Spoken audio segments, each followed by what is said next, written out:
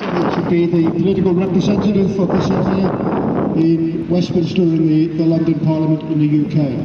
And it's also no problem for me to be here today to offer my support and solidarity for this cause.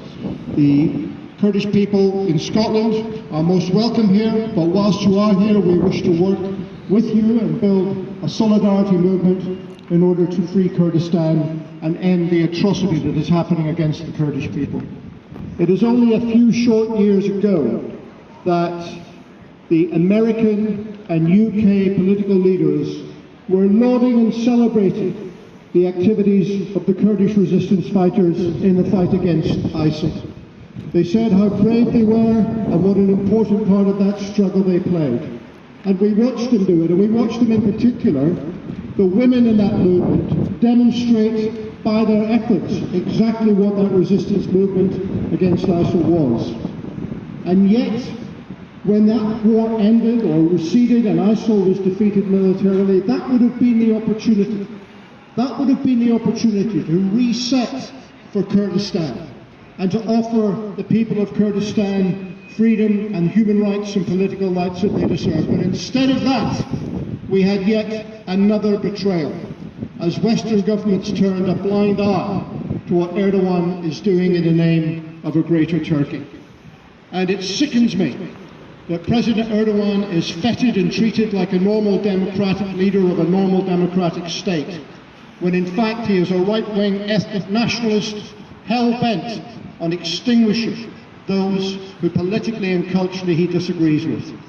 You will know that he has tried to make it illegal to be Kurdish in Turkey. They have banned the language, they have banned the culture, and they do everything they can to try and prevent Kurdish people having their expression. And it is every bit as abhorrent as what is happening in Putin's Russia when you look at what is happening on the streets of Turkey with the political repression. We have people being locked up for no other reason than they disagree with the president. We have political parties being banned, and we will probably see in the months ahead the HDP being added to that list. And we have repression on a grand scale.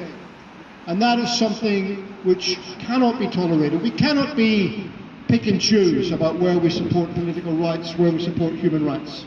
Whether it is the villages in South Hebron in occupied Palestine, or the Donbass in eastern Ukraine, or in the towns and villages of Kurdish people in northern Iraq, the argument is the same. And unless we are consistent in applying that demand for fundamental human and political rights, then our message will lack integrity.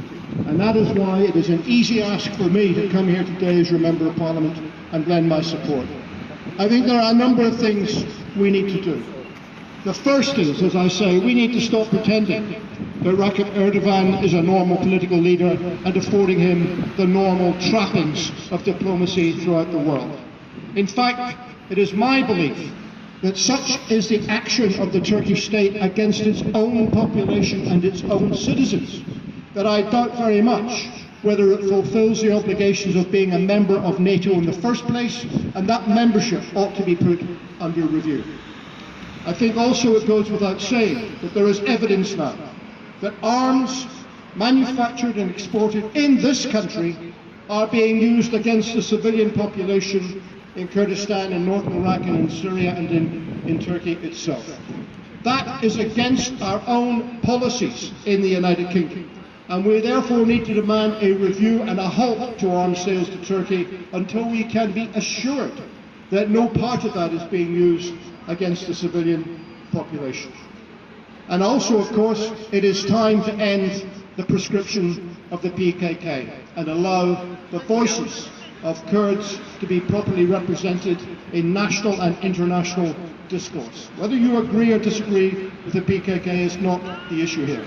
The fact is they represent a large body of people in Kurdistan, and their voice needs to be heard, and therefore it is vital that we argue for peace negotiations to commence as soon as possible and for a just and lasting settlement to be evolved. So I pledge you my support in the months ahead as we try and take this campaign forward, and I know we have the support of many of my colleagues in the Scottish National Party here in Scotland, and we will be working hard to make sure that our own government, this government led by the cheat and the liar Boris Johnson, is held to account, and that they are forced to do the decent thing and protect human and political rights in Kurdistan. Thank you.